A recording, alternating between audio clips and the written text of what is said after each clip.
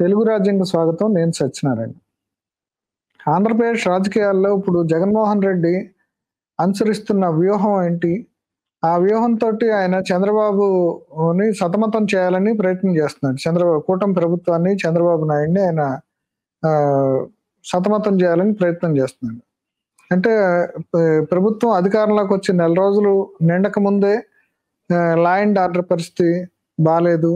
ఇప్పుడు ఇక్కడ మొత్తం వైఎస్ఆర్‌సీపీ కార్యకర్తల్ని మీద దాడులు జరుగుతున్నాయి. ఈ ఈ రకంగా రోజుకొక దాడి జరుగుతుందనేది ఆయన ఒక ప్రచారం చేస్తూ ఈ ప్రభుత్వాన్ని ఇబ్బంది పెడతానికి ప్రయత్నం చేస్తున్నారు. అంతేకాదు దీనికి సంబంధించి అసలు రాష్ట్రపతి పాలన విధించాలి అని చెప్పేసేసి ఢిల్లీలో కూడా ధర్నా చేశారు. అక్కడ కూడా ఇండియా కూటమికి సంబంధించిన కొంతమంది నాయకుల్ని తీసుకురావడానికి ట్రై చేశారు. మళ్ళీ వచ్చాక కూడా నేను జగ్గయ్యపేటలో ఏదో దాడి జరిగింది అని చెప్పి విజయవాడలో కూడా ఒక ఆసుపత్రిని సందర్శించి ఆ సందర్భంగా ఆయన చాలా తీవ్రమైన స్వరంతోటి చంద్రబాబుకి వార్నింగ్ ఇచ్చారు. అట్లాగే అంటే ఫస్ట్ అట్లాగే వినుకొండలో రషీద్‌కి సంబంధించిన ఇష్యూ అప్పుడు కూడా ఆయన ఒక ఈవెంట్ క్రియేట్ చేయడానికి ట్రై చేశారు. తర్వాత పిన్నెల్లి రామకృష్ణారెడ్డితో జైల్లో పరామర్శించడానికి స్టార్ట్ అయిన ఈ ఏదైతే ఈవెంట్స్ అంటే ఈ పొలిటికల్ ఈవెంట్స్ క్రియేట్ చేయటం ద్వారా మొత్తంగా కూడా ఇప్పుడు తెలుగుదేశం ప్రభుత్వం వచ్చిన తర్వాత టీడీపీ శ్రేణులందరూ కూడా వైఎస్ఆర్‌సీపీ కార్యకర్తల మీద, నాయకుల మీద దాడులు చేస్తున్నారు.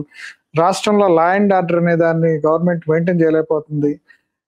ఈ ఒక సంక్షోభం వచ్చేసింది, ఇంకా రాష్ట్రపతి పాలన ప్రవేశపెట్టాలని చెప్పేసేసి ఆయన మాట్లాడుతున్నారు.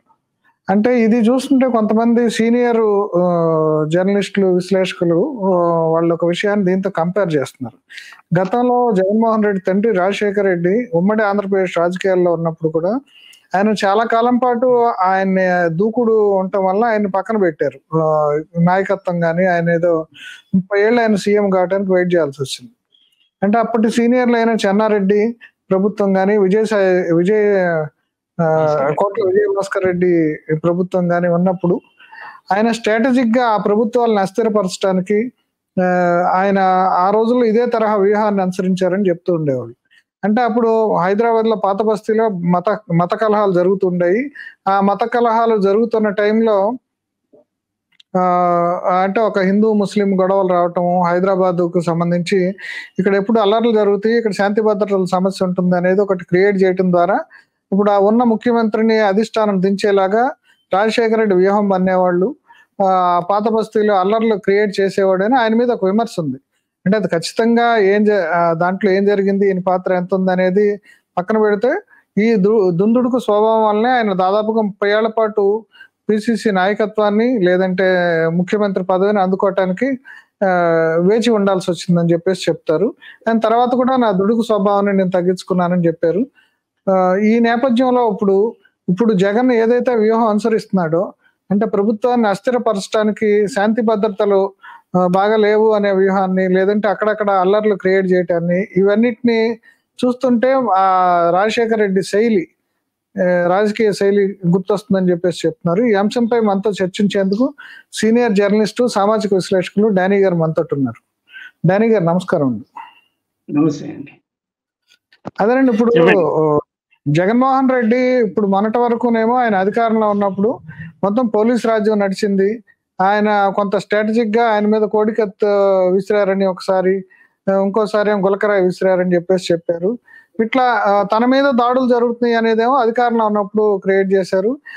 ఎవరు ఏ మాట చిన్న సోషల్ మీడియాలో ఏ పోస్ట్ పెట్టినా ఏం చేసినా సరే వాళ్ళందరినీ అరెస్ట్ చేయటం, సిఐడి వాళ్ళని, అసలు సిఐడి అనేది ఏదో ఇంపార్టెంట్ కేసులు చెప్తారు. సిఐడిని మొత్తంగా కూడా రాజకీయ కక్షలు తీర్చుకోవడానికి, రాజకీయ ప్రత్యర్థుల పని తేల్చడానికి చెప్పారని చెప్పేసి విమర్శలు వచ్చినాయి. ఇప్పుడు ఆయన ప్రతిపక్షంలో ఉన్నాక ఇప్పుడు రివర్స్ లో మాట్లాడుతున్నాడు. అసలు చంద్రబాబు నాయుడు ప్రభుత్వం ఈ రకంగా శాంతి భద్రతలను విఘాతం కలగజేస్తుంది, ఖచ్చితంగా ఇప్పుడు మనం అర్జెంట్ గా ఈ ప్రభుత్వాన్ని రద్దు చేయాలని చెప్పేసి కేంద్రానికి వినతి చేస్తున్నాడు. అంటే స్ట్రాటజిక్ గా ఆయన ఇప్పుడు ఒక 3-4 ఈవెంట్స్ క్రియేట్ చేశాడు. ఈ శైలి ఎట్లుందంటే గతంలో రాజశేఖర రెడ్డి కూడా పాత బస్తీలో అల్లర్లు క్రియేట్ చేయడం ద్వారా అప్పుడున్న కాంగ్రెస్ ముఖ్యమంత్రుల్ని ఇబ్బంది పెడతానికి చేసేవాడు అనేది ఒక విమర్శ ఉంది. దీనికి పోలిక ఉందంటారా? Strategy, modus ఆపరాండి. ఆంధ్రాలో 2, 3 ఇన్సిడెంట్ జరిగినాయి. అంటే జగన్ దాన్ని మరి 36 ఇన్సిడెంట్స్ అంటున్నారు గానీ, ఎన్నికల తర్వాత కొంత అల్లర్లు జరగడము, హత్యలు జరగడము, దాడులు జరగడము కొత్త విషయం ఏమీ కాదు నాకు తెలిసి. 1983లో ఎన్టీ రామారావు గెలవగానే చిత్తూరు జిల్లా పాదిరికుప్పంలో ఒక దాడి జరిగింది. మీకు గుర్తుండి పాదిరికుప్పం ఇన్సిడెంట్ అంటాం. ఎన్టీ రామారావు టైం నుండి 83 సంగతి చెప్తున్నాను. అక్కడి నుండి ఎన్నికలు కాగానే ఏమవుద్దంటే ఓడిపోయినటువంటి వాళ్ళు గెలిచిన వాళ్ళ మీద, గెలిచిన వాళ్ళు ఓడిపోయిన వాళ్ళ మీద కొంచెం అక్కసి తెచ్చుకుంటారు. ఇది కొత్తది ఏమీ కాదు. అయితే మరి 36 సంఘటనలు ఏదో అంటున్నారు జగన్ గారు. అది 36 ఉన్నాయా, 10 ఉన్నాయా, 5 ఉన్నాయా, 3 ఉన్నాయా అనేది వేరే చర్చ. కానీ ఢిల్లీలో మటుకు 36 హత్యలు జరిగినాయని చెప్తున్నారు. 36 హత్యలే చాలా పెద్ద మాట అవుతుంది. దాంతో ఎఫ్ఐఆర్ వివరాలు ఉంటే అవన్నీ కూడా సబ్మిట్ చేయాల్సి ఉంటుంది కోర్టులో. అది ఆయన కోర్టులో 36 సబ్మిట్ చేసేలేదు తెలియదు కానీ నాకు అది మీడియా దాంట్లో మటుకు చెప్పారు. రెండవది జగన్కి ఢిల్లీలో ఇండియా కూటమి సపోర్ట్ వచ్చిందనే మాట కూడా కరెక్ట్ కాదు పూర్తిగా. అది పాక్షికమే. ఇండియా కూటమి అంటే మెయిన్ పార్ట్నర్ దాంట్లోనూ కాంగ్రెస్ రాలేదు. అఖిలేష్ యాదవ్ వచ్చాడు, ఆయన మిగతా వాళ్ళు కొంతమంది వచ్చారు, కానీ కాంగ్రెస్ నుండి రిప్రజెంటేటివ్ ఎవరు రాలేదు. కాంగ్రెస్ రాకపోతే ఇండియా కూటమి వచ్చినట్టుగా నేనేమి అనుకోను. అంటే జగన్ పెద్ద పట్టించుకోలేదని అభిప్రాయం ఢిల్లీలో. ఎందుకు పట్టించుకోలేదంటేను మరి ఒక నెల రోజులు కూడా కాకముందు వెళ్ళి అక్కడ ధర్నా చేయడం చాలా మంది నచ్చి ఉండదు. ఢిల్లీలో మనం మైక్ పెట్టగానే వచ్చి మాట్లాడే వాళ్ళు కొంతమంది ఉంటారు, స్టాండర్డ్గా 10-15 మంది. మీరు ఏ ఊర్లో మీటింగ్ పెట్టినప్పుడు సుందర విజ్ఞాన కేంద్రంలో మీటింగ్ పెడితే 10-15 మంది రెగ్యులర్ స్పీకర్స్ ఉంటారు. బెజవాడలో ప్రెస్ క్లబ్ లో మరో చోటు మీటింగ్ పెడితే 10-15 మంది స్పీకర్స్ ఉంటారు. ఢిల్లీ అంతకన్నా భిన్నంగా ఏమి ఉండదు. 10-15 మంది ఆ 10 మంది ఉంటారు. వాళ్ళు ఎక్కడ మైక్ పెట్టినా వచ్చి మాట్లాడతారు. కానీ కాంగ్రెస్ రిప్రజెంటేటివ్ లేకుండగా అది సక్సెస్ అయిందని నేనేమి అనుకోను. కాంగ్రెస్ రిప్రజెంటేటివ్ అయితే రాలేదు. రెండవది 36 ఇన్సిడెంట్స్ చెప్పాలి కదా. 36 ఇన్సిడెంట్స్ జరగాలి, ఎక్కడో ఒక రిపోర్ట్ అవ్వాలి. కొన్ని సాక్షి పేపర్లు అయినా సరే 36 హత్యలు రిపోర్ట్ ఏమి ఉండాలి. మిగతా పేపర్లు మనకి కావు. ఆంధ్రజ్యోతి మాది కాదు, ఈనాడు మాది కాదు, లేదా ఇంకేదో TV5 మాది కాదు, ABN మాది కాదు, ఈటీవీ మాది కాదు, రైట్, ఓకే. మీ దాంట్లోనే రిపోర్ట్ అవ్వాలి మీ పేపర్లోనూ దేంట్లోనూ. 36 మర్డర్స్ ఇదో. రెండవది ఏంటంటే ఆయన వరుస చెప్తున్నా. రెండవది 2004లో చంద్రబాబు నాయుడు గారు ఓడిపోయి వైఎస్ రాజశేఖర రెడ్డి గారు గెలిచినప్పుడు కూడా దాదాపు ఇలాంటి తతంగమే ఒకటి జరిగింది. రాజశేఖర రెడ్డి హయాంలో హత్యాకాండ పెరిగిందని, హత్యలు జరుగుతున్నాయని కంటిన్యూస్ గాను అని ఢిల్లీ వెళ్ళి బ్లడ్ షెడ్ అనేటువంటి ఒక డాక్యుమెంటరీ తీసి ఢిల్లీలో చూపెట్టారు. రాష్ట్రపతి భవన్లో కూడా ప్రజెంట్ చేశారు. దాన్ని రకరకాలు చేశారు చంద్రబాబు నాయుడు గారు అప్పుడు వెళ్ళి. సాంప్రదాయం ఇదేం కొత్తది కాదని నా ఉద్దేశం. 1983 నుండి ఇప్పటి వరకు ఎప్పుడు ఎన్నికలు జరిగినా, ఎన్నికల ఫలితాలు రాగానే గ్రామాల్లో వాటిలో గొడవలు జరుగుతాయి. మాకు ఓడేసి వేయలేదు, వీడి వేయకపోవడం ఓడిపోయామను, ఇలా ఉండి కొట్టుకుంటారు వాళ్ళు. దాన్ని పొలిటికల్ మర్డర్స్గా వగరాగా చిత్రించేటువంటి ప్రయత్నం ఆ పార్టీలు చేస్తే వాళ్ళ పర్పస్ గురించి. జగన్ కాస్త అతిగా డిమాండ్ చేశారేమో రాష్ట్రపతి పాలన అని చెప్పేసి అనిపించింది నాకు. ఎందువల్లనంటే ఆయన ఆశించి ఉండొచ్చు ఒక మాటని. జగన్కి ఇప్పుడు కూడా 12 మంది రాజ్యసభలో సభ్యులు ఉన్నారు. రాజ్యసభలో మెజార్టీ లేదు మోడీ గారికి. సో ఎంతో కొంత జగన్ మాటని కూడా మోడీ గారు ఆలకిస్తారని జగన్ అనుకుని ఉండొచ్చు. అది జరగలేదు. అది మరి రాష్ట్రపతి పరిపాలన కోరడం అంటే అదే ఇప్పుడు చంద్రబాబు నాయుడు శ్వేతపత్రాలు విడుదల చేయడం ద్వారా ఇప్పుడు అమరావతి కానీ, ఇప్పుడు పోలవరం కానీ, ఇవన్నీ లేకపోతే విద్యుత్ రంగం కానీ, లేకపోతే ఆర్థిక పరిస్థితులు కానీ, వీటన్నిటిని కూడా విధ్వంసం చేశాడు జగన్మోహన్ రెడ్డి. అందుకని జగన్మోహన్ రెడ్డిని పెద్ద విలన్ గా చూపించడానికి ఆయన ప్రయత్నం చేస్తున్నాడు, ఆయన పొలిటికల్ స్ట్రాటజీలో భాగంగా. ఎందుకంటే మళ్ళీ ప్రత్యర్థి పైకి లేవకూడదు కాబట్టి. అంటే దానికి కౌంటర్ గా ఈయన ఇప్పుడు గతంలో మన ఎలక్షన్స్ ముందు వరకు కూడా ఎక్కడ చూసినా, ఈవెన్ పల్నాడులో చూసినా, రాయలసీమలో చూసినా, ఉత్తరాంధ్రలో చూసినా వైసీపీ నాయకుల డామినేషన్ కనపడింది. వైసీపీ నాయకుల చేతిలో టీడీపీ కార్యకర్తలు, టీడీపీ నాయకులు దెబ్బలు తింటాం. అసలు కొంతమంది అయితే అసలు ఆ పార్టీ కార్యకలాపాలకు కూడా స్వస్తి చెప్పి హైబర్నేషన్ లకు వెళ్ళిపోయిన పరిస్థితి ఉంది. ఇప్పుడు ఆ పరిస్థితి నుంచి అంత సడన్ గా ఇప్పుడు మారి తిరిగి వీళ్ళు వాళ్ళని కొట్టే పరిస్థితి వచ్చిందంటారు, వాళ్ళ మీద దాడులు చేసే పరిస్థితి వచ్చిందంటారు. అంటే జనరల్ గానే పోలీస్ డిపార్ట్మెంట్ వాళ్ళు సహకరిస్తారు కదండి, గవర్నమెంట్ ఎవరు వాళ్ళు సహకరిస్తారు. అయితే జగన్ చెప్పిన స్థాయిలో జరిగిందని నేను అంటం లేదు సుమా. 36 అనే మాట నేను కూడా నమ్మటం లేదు. 36 మంది లిస్ట్ ఇవ్వమని చెప్పేసి తెలుగుదేశం వాళ్ళు కూడా అడుగుతారు, హోమ్ మినిస్టర్ గానీ అడుగుతున్నారు ఇవ్వాలి. లేదా వాళ్ళ పత్రికలో కూడా ఈ 36 మంది హత్తుల తాలూకు లిస్ట్ ఇవ్వాలి కదా. అదే ఇవ్వడం జగన్ ఆ పని చేయడంలా. జగన్ పొలిటిసైజ్ చేసే ప్రయత్నం చేస్తున్నారు ఒకవైపు నుండి. చంద్రబాబు నాయుడు కౌంటర్ ఇవ్వాలండి. వీళ్ళు కూడా మీరు చెప్పిన శ్వేతపత్రాలు, ఇంత తప్పులు చేశారు, ఇంత నష్టాలు తీసుకొచ్చారు, ఇంత ఇవి చేశారు అనేక వాటికి గవర్నమెంట్ స్టేట్ గవర్నమెంట్ షేర్ ఇవ్వకపోవడం, ఇప్పుడు సెంట్రల్ గవర్నమెంట్ ప్రాజెక్టులు మన స్థలం చూపెట్టడము, లేకపోతే మొత్తం ప్రాజెక్ట్ వాల్యూలో 10% 20% కట్టడం, ఇలా ఏవో చేయాలి. చేస్తేనే ప్రాజెక్టులు వస్తాయి, సెంట్రల్ గవర్నమెంట్ ప్రాజెక్టులు కానీ ఒకరాలు కానీ. అలాంటివి చేయకపోతే మ్యాచింగ్ గ్రాంట్స్ అంటాం మనం, అవన్నీ కూడా చేయకపోతే అవి రావు. జగన్ వాటిని పట్టించుకోలేదు. పట్టించుకోకపోవడంలో ఈ తప్పులు జరిగినాయి అనేటువంటి మాట శ్వేతపత్రాల రూపంలో పెడుతున్నారు. దానికి ఆయన కౌంటర్ తయారు చేయాలి. కానీ అలాగా ఆయన ఎక్కడో రహీం బాషా అనేటువంటి ఒకరిని వెళ్ళి చూశారు. మొన్న పాడేరు వెళ్ళడానికి ముందు విజయవాడ కూడా ఒకళ్ళిద్దరిని వాడి పార్టీ కార్యకర్తల్ని విజయవాడ పరామర్శించారు, చేశారు. పాడేరు వెళ్ళడానికి ముందు పాడేరులో ఇలాంటి సీన్ జరిగినట్లేదు, కానీ పాడేరులో పార్టీ కార్యకర్తలతోటి ఆ ఎమ్మెల్సీ ఎన్నికల్లో ఓట్లు వేయమని అడిగారు ఆయన. ఇప్పుడు రాజశేఖర రెడ్డి కాంగ్రెస్ లో ఉన్నప్పుడు, ఉమ్మడి రాష్ట్రంలో రాజశేఖర రెడ్డి కాంగ్రెస్ లో ఉన్నప్పుడు చాలా మంది పెద్ద నాయకులు ఈయన దుందుడు స్వభావంతో ఈయనకి సరైన పొజిషన్ కల్పించకపోవటం వలన చెన్నారెడ్డిని, విజయభాస్కర్ రెడ్డిని కూడా ఇబ్బందులు పెడతానికి పాత బస్తీలో అల్లర్లు క్రియేట్ చేశాడని ఆరోపణలు ఉన్నాయి. దానికి సంబంధించి మీకు ఆ పాత విషయాలు తెలుసు కదా, దానికి సంబంధించిన సమాచారం ఏంటి?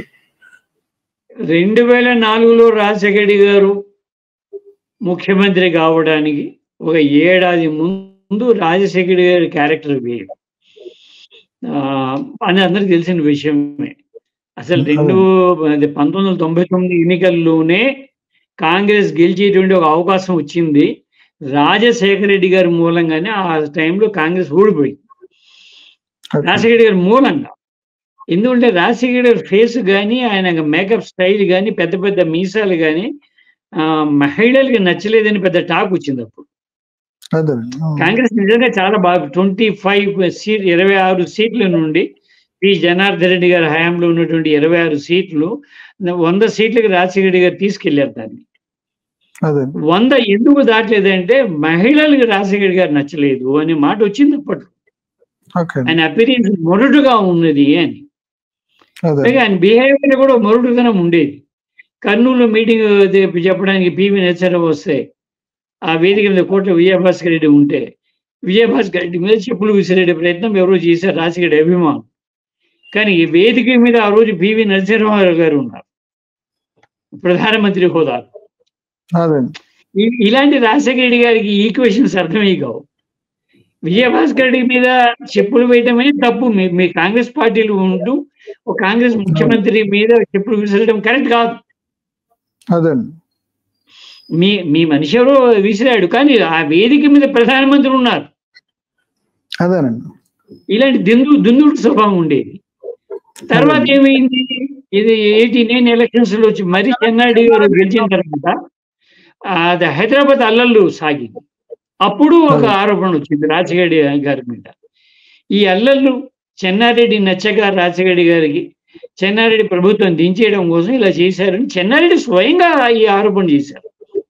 చెన్నారెడ్డి గారు దిగిపోయి నేదురుమల్లి జనార్దన్ రెడ్డి ఎక్కాల్సిన పరిస్థితి, రాజశేఖరకి ఛాన్స్ రాలా అని ఎంపీ, అప్పుడు ఆయన ఛాన్స్ అని రాలా. చెన్నారెడ్డి గారు దిగిపోగానే అప్పుడు వైఎస్ఆర్ రెవెన్యూ శాఖ మంత్రిగా ఉండేవారు నేదురుమల్లి జనార్దన్ రెడ్డి గారు, ఆయనకి ఇచ్చారు అవకాశము. కానీ దిగిపోతున్న చెన్నారెడ్డి గారు ఈ ఆరోపణ చేశారు. నన్ను డీస్టెబిలైజ్ చేయడం కోసం, నా ప్రభుత్వాన్ని అస్థిరపరచడం కోసం, అప్రతిష్ట పాలు చేయడం కోసం, పాత పరిస్థితిలో అల్లర్ల వెనక వైఎస్ హస్తం ఉన్నది అని చెప్పేసి ఆరోపణ చేశారు. కోర్స్ ఆ ఆరోపణ కోర్టులో వాటిలో నిరూపణ కాలేదు, కానీ ఆరోపణ అయితే, ఎలిగేషన్స్ అయితే అప్పుడు వచ్చింది రాజశేఖర్ గారి మీద. ఇది ఒక సాంప్రదాయం. ఇప్పుడు జగన్ కూడా కొనసాగిస్తారా అంటే చాలా పెద్ద విషయం కాదు. ఎందుకంటే వైఎస్ ముఖ్యమంత్రి అయినప్పుడు చంద్రబాబు నాయుడు గారు అదే పద్ధతిని అనుసరించారు. ఢిల్లీ వెళ్ళి ఒక క్యాసెట్ తీసుకెళ్లి ఒక వీడియో తీసి, బ్లడ్ షెడ్ దాని పేరు, ఆ వీడియో పేరు blood shed, blood shed in Andhra Pradesh. అప్పుడు ఉన్నటువంటి ప్రధానమంత్రి గారికి, ప్రధానమంత్రి వీళ్ళ మనిషి అనుకో, రాజశేఖర్ మనిషి ఆయన మన్మోహన్ సింగ్ గారు, రాష్ట్రపతి వాళ్ళకి ఇచ్చొచ్చారు. అదే పద్ధతి వీళ్ళు కొనసాగిస్తున్నారు. అయితే వీళ్ళు బోత్ సైడ్స్ జనం పెద్దగా సీరియస్ గా తీసుకోవడం లేదండి. జనం చాలా ఇలాంటి సీన్లు చూసేశారు కాబట్టి. ఆ రోజు రిప్రజెంటేషన్ ఇవ్వటంతో సరిపెట్టుకున్నాడు, కానీ ఈయన ఈవెంట్ క్రియేట్ చేయడానికి ట్రై చేస్తున్నాడు. స్ట్రాటజిక్ గా ఈ గవర్నమెంట్ ని వీకెండ్ చేయడానికి, గవర్నమెంట్ మీద ఇంప్రెషన్, అంటే శాంతి భద్రతలు కాపాడలేకపోతున్నాడు చంద్రబాబు ప్రభుత్వం ప్రత్యర్థుల మీద దాడులు చేస్తుంది, అంటే ఒక రకమైన రాష్ట్రంలో శాంతి భద్రతలు పరిస్థితి బాగాలేదనే ఒక ఇంప్రెషన్ క్రియేట్ చేయడానికి 1 by 1 ఈవెంట్స్ క్రియేట్ చేస్తున్నాడు. మీరు చాలా సీనియర్ జర్నలిస్టులు, మీరు కూడాను. ఒక విషయం ఎలా అంటే, ఈ ఇన్సిడెంట్ చంద్రబాబు నాయుడు గారు 2004 చేయడానికి ఇప్పుడు చేయడానికి 20 ఏళ్ల తేడా ఉంది. ఈ 20 ఏళ్లలో రాజకీయ నాయకుల భాష తీవ్రత రెండు బాగా పెరిగిపోయి, 2004 లాగా 2004లో చంద్రబాబు నాయుడు మాట్లాడినాడు, ఇవాళ జగన్ ఎలాగో మాట్లాడతారు. 20 years లో పొలిటికల్ లాంగ్వేజ్ మారిపోయింది, పొలిటికల్ డిక్షన్ మారిపోయింది, పొలిటికల్ టెండెన్సీస్ మారిపోయినాయి. అంచేత ఆ తీవ్రత అప్పటితో పోల్చి చేయడం కుదరదు కూడా. కాస్త తీవ్రత ఎక్కువ ఉంటుంది, ఓవర్ యాక్షన్ ఉంటుంది. బోత్ సైడ్ ఓవర్ యాక్షన్ ఉంటుంది, సహజంగానే ఉంటుందండి అది. అది ఇప్పుడు చంద్రబాబు నాయుడు కూడా ఒక స్టైల్ ఉంటుంది. శ్వేతపత్రాలు విడుదల చేయడం ఇది కొత్తగా మనం చూసింది కాదు. 95లో సీఎం అయిన తర్వాతనే ఆ శ్వేతపత్రాల వ్యవహారం ఒకటి నడిచేది. ప్రతి డిపార్ట్మెంట్ పేపర్ వర్క్ ఎక్కువ చేస్తూ ఉంటాడు కదండి, చేస్తారు. ఆ శ్వేతపత్రాలు బయటకు వచ్చాయి, దాంట్లో చెబుతారు ఇన్ని అప్పులు చేసి ఇది చేశాడని చెప్పేసి. ఈ మరోవైపు నువ్వు వచ్చిన తర్వాత కూడా ఏం మార్పు లేదు, నేను ఉండేది ఈ పాటికి ఫీజు రియంబర్స్ చేసేవాడిని, నువ్వు చేయలేదు అని జగన్ నిన్న పాడేళ్ళు అన్నారు. ఈ పథకాన్ని ఆపేసావు, ఆ పథకాన్ని ఆపేసావు, వృద్ధులకు పెన్షన్ ఇచ్చావు 1వ తారీఖు, కానీ మిగతా చాలా పథకాలు ఉన్నాయి కదా నాయి, అవన్నీ కూడా ఈ పాటికి జరగాలి కదా, జరగలేదు కదా, మీ సూపర్ 6 ఏమైపోయింది అని వాళ్ళు అడుగుతారు. దీని తీవ్ర స్థాయి ఏమిటంటే హత్యల గురించి మాట్లాడటం, ఇటువైపు ఏమిటంటే రాష్ట్రాన్ని నేను దివాళా తీశాడు, దెబ్బతీశాడని చెప్పడం. ఈ రెండు జరుగుతాయి, రెండు వైపులు కూడా. మీడియా యుగంలో రాజకీయ ప్రోపగాండా వార్ అనేది పెద్ద క్షిపణులు లేదంటే యుద్ధాల్లో శతజ్ఞులు ఎట్లా వాడతారో అట్లా ఈ ప్రోపగాండా వార్ని అన్ని పార్టీలు ఉపయోగించుకుంటున్నాయి. ఇప్పుడు ఈయన అందుకనే ఇప్పుడు జగన్మోహన్ రెడ్డి ఎన్నుకున్న ఒక రకమైన ఈ ప్రోపగాండా వార్లో ఈ లా అండ్ ఆర్డర్ ఇష్యూని తీసుకొచ్చినట్టు కనిపిస్తుంది కదా.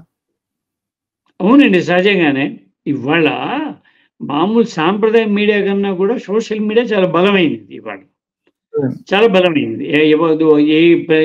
ఇంటికో చొప్పున యూట్యూబ్ ఛానల్స్ ఉన్నాయి. ఇవాళ చాలా ఫాస్ట్గా ఉంది సోషల్ మీడియా. ఇంకా దానికి లిమిటేషన్స్ ఏమీ లేవు కాబట్టి అది పోతుంది. సాంప్రదాయ మీడియా అయినా మారిపోయింది ఏమైనా? ఇప్పుడు ఎన్నికల ముందు, ఎన్నికల తర్వాత చంద్రబాబు నాయుడు గారిని సపోర్ట్ చేసినటువంటి media houses, both print and electronic media houses, వాళ్ళ చర్చలు కానీ, సాయంత్రం పూట చర్చలు కానీ, ఉదయం పూట చర్చలు కానీ, వాళ్ళ వార్తలు ప్రజెంట్ చేసే పద్ధతిలో కానీ, ఎన్నికల ముందుకి ఎన్నికల సమయంలోకి ఇప్పటికీ ఏమైనా మార్పు వచ్చిందా? తీవ్రత పెరిగిందా? ఇప్పటికీ మీరు ఆ మీడియాని అబ్జర్వ్ చేస్తే ఎన్నికలు ఇప్పుడు జరుగుతున్నాయేమో అన్నట్టుగా ఉంటుంది మీకు. ఆ ఎన్నికల యుద్ధం 3 నుంచి వాళ్ళు బయట రాలేకపోతున్నారండి. చంద్రబాబు బయటకు వచ్చాడేమో కానీ మీరు చెప్పే మన మిత్రులు ఆ మీడియాలో పనిచేసే ప్రెజెంటర్లు కానీ, వాళ్ళు జర్నలిస్టులు కానీ ఆ 3 నుంచి బయట రాలేకపోతున్నారు. మొన్నటి వరకు ఏదో జగన్ లాంటి ఒక క్రూరమైన ప్రభుత్వం నడుపుతున్న వ్యక్తిని మేమేదో నియంత్రణ మేము దించడానికి కోఆపరేట్ చేస్తున్నాము తెలుగుదేశానికి లేదా ప్రతిపక్షానికి అనుకున్నా, ఇప్పుడు వాళ్ళు ఇంకా అదే భాషలో అదే టోన్ లో మాట్లాడుతున్నారు. వాళ్ళు ఇంకా ఎన్నికలు జరుగుతున్నాయి అనుకుంటుంటానండి. నేను ఎక్కడో జువాలజీలో చదివాను నేను. సాలెపురుగు గుడ్లను పెట్టేటప్పుడు ఆ బరువు మోస్తున్నాడు, బరువు ఉంటాయి కాబట్టి అవి ఆ బరువుగా నడుస్తుందట. కానీ గుడ్లను డెలివరీ చేసేసిన తర్వాత కూడా సైకలాజికల్గా దానికి ఆ బరువుని అడిగే అలవాటు అవుతుందంట కొంతకాలం, కానీ నడుస్తూనే ఉంటుందంట. అది మీడియా అలా బిహేవ్ చేస్తుంది. రోజు మీడియా ఆన్ చేస్తాను పొద్దున్న లెగ్గాని చూడాలి కదా, జర్నలిస్ట్ కాబట్టి మనము, అది ఒక విధి కదా. కానీ ఇప్పటికీ ఎన్నికలు జరుగుతున్నట్టుగానే ఉంటాయి రాజకీయ నాయకుల మాటలు కూడా. రెండో విషయం ఇంకోటి మనం గుర్తుపెట్టుకోవాల్సింది ఏమిటంటే, కొన్ని పాయింట్లు చంద్రబాబు నాయుడు గారి వైపు అనుకూలంగా ఉన్నట్టుగానే జగన్ వైపు కూడా కొన్ని పాయింట్లు అనుకూలంగా ఉన్నాయి. అవి వాటిని కూడా గమనించాలి. మనలాంటి సెంట్రిస్ట్ ఉండేవాళ్ళు, మధ్యస్థులుగా ఉండేటువంటి వాళ్ళు చూడాలి. చంద్రబాబు నాయుడు గారి దగ్గర పాయింట్లు ఉన్నమాట వాస్తవం. అనేక వ్యవస్థల్ని జగన్ సమయంలో విధ్వంసం చేశానన్నమాట వాస్తవం. కానీ నిన్న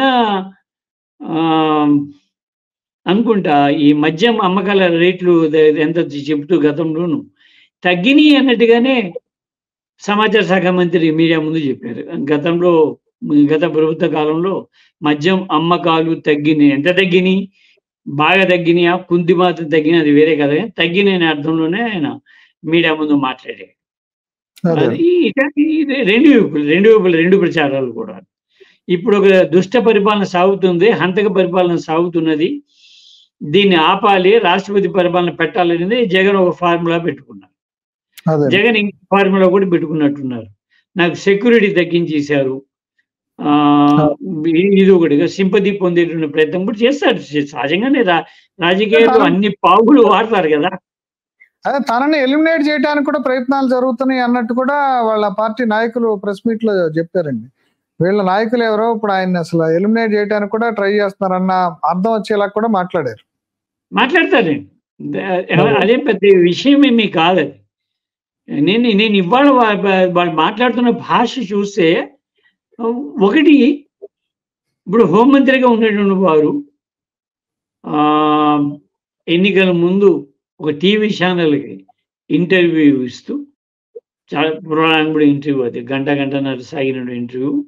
దాంట్లో ఒక చోట ఒక మాట ఏమన్నా, మీ అధికారం వచ్చిన తర్వాత ఒక 6 నెలల కాలం ప్రతీకారం తీర్చుకోవడం కోసం వెచ్చిస్తాము, ప్రతీకారం తీసుకోవడం కోసం వెచ్చిస్తాము. 6 నెలల తర్వాత 4.5 years మా చేతులు ఉంటాయి కాబట్టి అప్పుడు ప్రజల సేవలు తరిస్తాము. ఇప్పుడున్న హోం మంత్రి గారు ఈ టీవీ ఇంటర్వ్యూలో అన్న మాటలు. అది వీళ్ళు జాయిన్ చేస్తారు దీనికి. వీళ్ళ గొడవకి ఆ కాపీ క్లిప్ తీసుకొచ్చి కలుపుతారు, దాంట్లో లెజిటిమసీ వస్తుంది. వీళ్ళు ఏం చేస్తారు, ఇలాంటి ఆర్థిక విషయాలు తెలియనటువంటి వాడు, ఆర్థికంగా మొబిలైజేషన్ తెలియనటువంటి ఆయన, బ్రాండ్ ఆంధ్రాని చెడుగొట్టినటువంటి ఆయన, వ్యవస్థల్ని చెడుగొట్టిన ఆయన మళ్ళీ అధికారంగా రావచ్చున అని అప్పుడే మొదలు పెడుతున్నారు. మీరు వచ్చి ఇంకా 100 రోజులు కాలేదు, ఇలాంటి ఆయన మళ్ళీ రావాలి. 5 ఏళ్ళ తర్వాత రాజెవరో రెడ్డి ఎవరో, అప్పుడుండే పరిస్థితులు ఏమిటో, ఎవరు ఏ ప్రామిసులు చేశారో, ఎవరే ప్రామిసులు నిలబెట్టుకున్నారో లేదు తేలడానికి చాలా 4.5 ఏళ్ళు కాదు కదా, 4 ఏళ్ళ 10 నెలల టైం ఉంది. ఎన్నికల ఫలితాలు వచ్చిన నెల రోజుల లోపలే మళ్ళా రాజకీయ యుద్ధం స్టార్ట్ అయిపోయింది. 5 ఏళ్ళు కూడా ఆగలేకపోతున్నారు. అంటే ఫాస్ట్ యుగం కదా, సూపర్ సానిక్ యుగంలో మనం ఉన్నాం కాబట్టి. అది దేవన్న నుండి ఇంతకుముందు ఎవరు అనేవారు, కొన్ని పార్టీలకి ఎన్నికలైన మర్నాటి నుండే నెక్స్ట్ ఎన్నికలు తయారైపోతారు. ముఖ్యంగా బీజేపీ మీద మాట అంటుంటారు. బీజేపీ గెలిపోవటంతో పని లేదండి, ఎన్నికల ఫలితాలు రాగానే మర్నాటి వాడు రంగంలో దిగిపోతారు వచ్చే 5 ఏళ్ళ తర్వాత ఎన్నికల కోసం అని బీజేపీ మీద మాట ఉంటుంది. అట్లాగా అలాగే దాదాపు అన్ని పార్టీలు కూడా తయారైపోయినట్టు, చంద్రబాబు నాయుడు గారు కూడా వచ్చే ఎన్నికల కోసం అప్పుడే తయారైపోతున్నట్టు, సిద్ధమైపోతున్నట్టున్నారు. జగన్ కూడా అలాగే తయారైంది. జగన్ దించడానికి ట్రై చేస్తున్నాడు, ఇమీడియట్ గా దించడానికి చంద్రబాబుని, లా అండ్ ఆర్డర్ అంశాన్ని, ఈ ప్రోపగాండాని ఆయన ఉపయోగించుకుంటున్నాడు. కానీ దించేయడం అనే మాట నాకు వ్యక్తిగతంగా నచ్చలేదండి. ఎందువల్లనంటే ప్రభుత్వం దించేయడం అయ్యే పని. రాష్ట్రపతి పాలన విధించమని కేంద్రాన్ని కోరటం అంటే ప్రభుత్వాన్ని రద్దు చేయమనే కదండి. రద్దు చేయమనే. కానీ అది కొంచెం ఎగ్జాగరేటెడ్‌గా ఉంది ఆ డిమాండ్ అని అనిపించింది నాకు. జగన్ అదే. డిమాండ్ సమంజసంగా లేదు అనిపించింది నాకు. ఓ ప్రభుత్వం వచ్చి నెల రోజుల్లోనే ఆ ప్రభుత్వాన్ని దించేయండి అని చెప్పేసి పైగా కూటమిలో సభ్యులుగా ఉన్నటువంటి వాళ్ళు ఎళ్లి అక్కడికి ఆ కూటమిని అడగడం అనేది అది అసలు రాజకీయంగా అమాయకత్వం కూడా అనిపించింది నాకు. అదే అంటే హింసకు ఎగ్జాగరేషన్. అది హింసకు సంబంధించిన ఒక ప్రోపగాండాని ఆ రోజుల్లో రాజశేఖర రెడ్డి పాత బస్తీ వ్యవహారంలో ఎట్లా ఉపయోగించుకున్నాడు. ఇప్పుడు ఈయన ఉన్నా లేకపోయినా ఇప్పుడు ఆ రకమైన హింసకు సంబంధించిన ప్రోపగాండాతో చంద్రబాబు ప్రభుత్వానికి ఇబ్బంది కలిగించడానికి, లేదంటే ఆయనని ఏదో రకంగా ఇబ్బంది పెట్టటమో, లేకపోతే రాష్ట్రపతి పాలన ఇక్కడ విధిస్తే ఆయన ప్రభుత్వం కూలిపోవటానికో, అంటే ఈ టార్గెట్ గా పెట్టుకుని పనిచేస్తున్నట్టు అనిపిస్తుంది. అంటే కంపారిజన్ అనమాట రెండుగా చూస్తే. కావచ్చు అతని సలహాదారులు కూడా వాళ్ళకి ఆ మాటలు చెప్పుండొచ్చు. మీరెళ్లి కోరితే కాదనలేరు ఢిల్లీ వాళ్ళు. రాష్ట్రపతి భవన్ పెట్టేస్తే వెంటనే ఎలక్షన్స్ వచ్చేస్తాయి అనే అమాయకులు ఉంటారు కదా చాలా మంది కూడాను. అదే ఆ రోజుల్లో కూడా జగన్ ఆ రోజుల్లో రాజశేఖర రెడ్డి కూడా కొన్ని సందర్భాల్లో సక్సెస్ అయ్యి మీరే చెప్పారు ఇంతకుముందు చెన్నారెడ్డి దిగిపోయి నేదురుమల్లి జనార్దన్ రెడ్డి అధికారంలోకి వచ్చాడు. అంటే అట్లా ఏదైనా వర్కౌట్ అవుతుందని కూడా అనుకుంటున్నాడు ఆయన వేసిన రాయి. అంటే అదే దానికి కూడా 1 ఇయర్ దానికి అదే కూడా 1 ఇయర్ దానికి కూడా 1 ఇయర్ పట్టిందండి. అలా మార్చే పరిస్థితి ఆంధ్రప్రదేశ్‌లో లేదు. అప్పటి అదేనండి. పరిస్థితి వేరు. అసలు కాంగ్రెస్ వాళ్ళు కేంద్ర ప్రభుత్వంలో కూర్చొని ముఖ్యమంత్రులను ముగ్గురునో, నలుగురినో, ఐదుగురినో మార్చేవారు. ఆ మార్చే సాంప్రదాయం మొదటి నుండి కూడా ఉన్నది.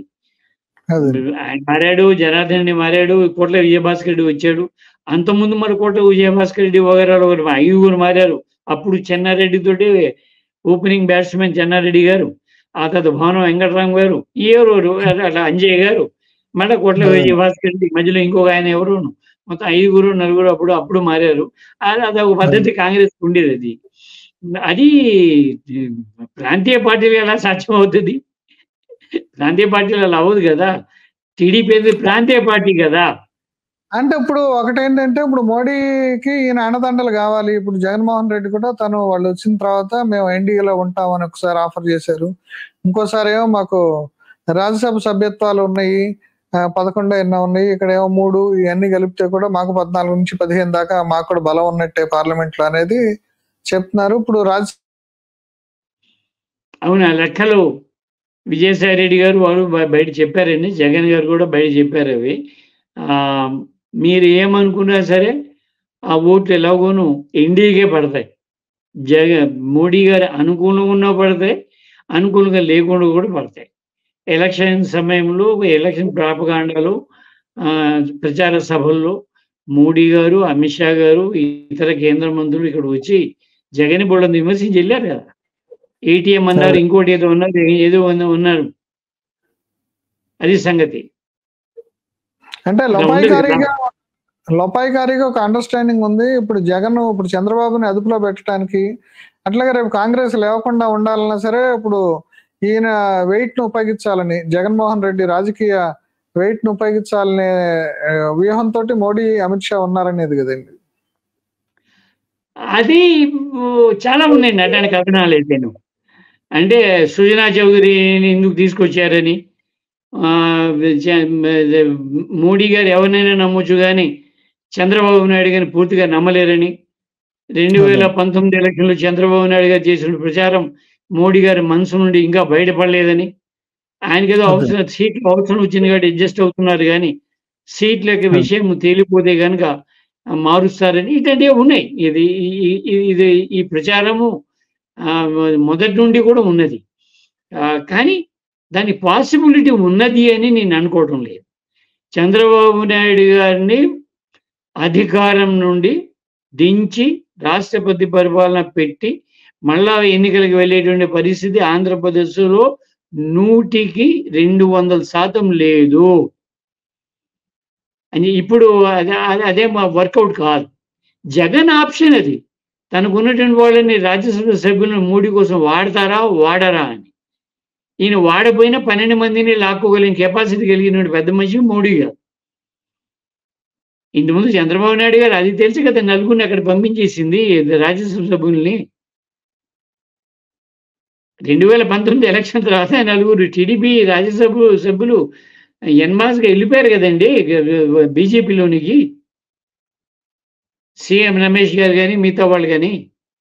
సార్ ఆ రోజున పాత బస్తీలో అల్లర్లని రాజశేఖర రెడ్డి, జగన్మోహన్ రెడ్డి తండ్రి రాజశేఖర రెడ్డి ఎలా ఒక అస్త్రంగా మలుచుకుని చెన్నారెడ్డిని, కోట్ల విజయభాస్కర్ రెడ్డిని దించేయడానికి ప్రయత్నం చేశాడు. ఇవాళ అట్లాగే చంద్రబాబును కూడా అదే ఆ అల్లర్లు అనే పాశుపదాస్త్రాన్ని, అంటే ఆ రోజుల్లో పాత బస్తీ, ఇక్కడేం పల్నాడు, అల్లర్లని ఇప్పుడు ఒక పాశుపదాస్త్రంగా మార్చుకొని ఇప్పుడు చంద్రబాబుని వీలైనంత వరకు చికాకు పెడతాం, వీలైతే ఇది మోడీ కోర్టులో పెట్టి ఆయన ప్రభుత్వాన్ని రద్దు చేసి రాష్ట్రపతి పాలన విధించడం అనే స్ట్రాటజీ తోటి ఇప్పుడు నడుస్తున్నట్టున్నారు. దీని మీద మీ కంక్లూడింగ్ స్టేట్మెంట్ చెప్పండి. ఆనాటి కండిషన్ వేరు. ఆనాడు కాంగ్రెస్ ఇక్కడ అధికారంలో ఉంది, కాంగ్రెస్ అధిష్టానం ఢిల్లీలో ఉన్నది.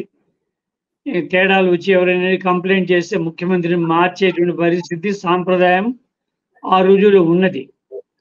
ఒకవేళ రాజశేఖర రెడ్డి గారి యొక్క ఆ ప్లాన్, అది ఆరోపణే అనుకోండి, ప్రూవ్ అయింది కూడా కాదు, కోర్టుల్లోనూ ఆరోపణగానే ఉండిపోయింది. అది ఒకవేళ ఆరోపణ నిజమే అనుకునేది అయితే ఆర్గ్యుమెంట్ సేక్ కోసము ఇక్కడ ముఖ్యమంత్రిని ఇప్పుడు మార్చే పరిస్థితి అసలు లేదు. జగన్ అనుకుంటే అనుకోవచ్చు, ఇక్కడ రాష్ట్రపతి పరిపాలన విధించండి, హత్య రాజకీయాలు జరుగుతున్నాయి, 36 మందో 40 మందో చచ్చిపోయారు ఇక్కడ అని అడగడం ద్వారా మోడీ గారు మెట్టు దిగుతారు అని అనుకోవచ్చు. దీనికి 2 కారణాలు ఉన్నాయి. చంద్రబాబు నాయుడు గారిని ఇప్పుడున్న పరిస్థితుల్లో దింపేటువంటి అవకాశం కేంద్ర ప్రభుత్వానికి లేదు, దానికి సిద్ధంగా లేదు.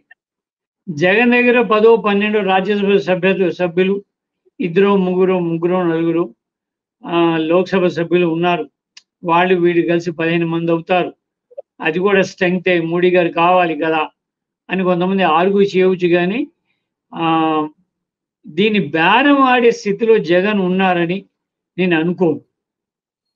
ఈ రాజ్యసభ సభ్యులు ఇంతకుముందు కూడా ఉన్నారు. వాళ్ళకి మోడీ మైనార్టీ ఉన్న రోజుల్లో కూడాను, ఏది రాజ్యసభలో బీజేపీ మైనార్టీగా ఉన్న రోజు, ఇప్పుడు మైనార్టీ, బీజేపీ పూర్తి మెజార్టీ లేదు రాజ్యసభలో. అప్పుడు జగన్ అప్పనంగానే ఆ సీట్లను కూడా మోడీకి ఇచ్చి వచ్చారు. మోడీకి ఇవ్వడం గల జగన్ కారణాలు వేరు. ఈ రాజ్యసభతో బార్గెనింగ్ అనేది చేసే కెపాసిటీ జగన్కి లేదు అనుకుంటా. అది అవ్వదు అని అనుకుంటా. చంద్రబాబు వైఎస్ గారి ప్లాన్ పాచిక ఆ రోజు పారి ఉండవచ్చు, కానీ అలాంటి పాచికలు జగన్ హయాంలో ఇప్పుడున్న కాంటెస్ట్లు చంద్రబాబు నాయుడు అవసరం, మోడీ గారికి ఉన్న సమయంలో ఆ ప్రభుత్వాన్ని కూల్చివేస్తారని, రద్దు చేస్తారని, రాష్ట్రపతి పాలన పెడతారని అట్లానేమి అనుకోవడం లేదు. ఓకేనండి. అల్లర్లు, హత్య రాజకీయాలు ఒక పాశుపతాస్త్రంగా మార్చుకుని ఆంధ్రప్రదేశ్ ప్రతిపక్ష సభ్యుడు జగన్మోహన్ రెడ్డి చేస్తున్న పాచికలు పారవని చెప్పేసి డానీ గారు చెప్తున్నారు. ఈ చర్చలో పాల్గొని మనకి ఈ విషయాలన్నీ మనకి తెలియజేసినందుకు డానీ గారికి థ్యాంక్స్ అండి. నమస్తే. Please do subscribe to Telugu Rajyam channel. Please do subscribe to Telugu Rajyam channel. Please do subscribe to Telugu Rajyam channel. Hi అండి, నేను మీ ఆర్పీని, నెల్లూరు పెద్దారెడ్డి చేపల పులుసు ఓనర్ని. మీరు తెలుగు రాజ్యం అనే ఈ యూట్యూబ్ ఛానల్ సబ్స్క్రైబ్ చేసుకుని మంచి మంచి వీడియోలతో వస్తారు. Thank you so much. Hi people, I'm Sonakshi Verma and you please watch Telugu Rajyam and please subscribe to the channel.